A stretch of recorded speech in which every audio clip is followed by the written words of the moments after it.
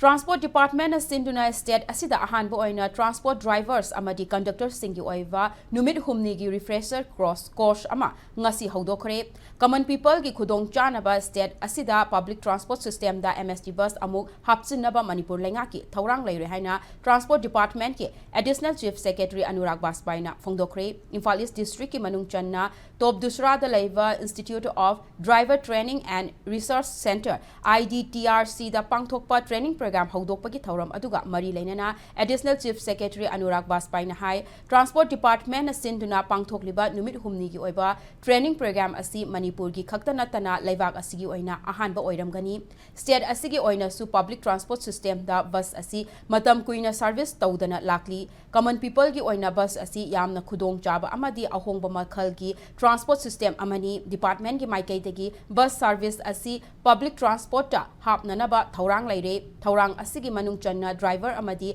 Conductor Singda Matamgi Matung Inna Transport System Amadi Anova Vehicle Kaya Lakliba Asigi Matangda Refresh Taunabagi Pandamda Pangthokpani Haina Additional Chief Secretary na Fongdoki Ngasigi Thauram Aduda Transport Director Kumantem Daina Deputy Director Samson Huidrom Yauna Department Asigi Makok Tongba Official Amadi Staff Singna Sarukyaki.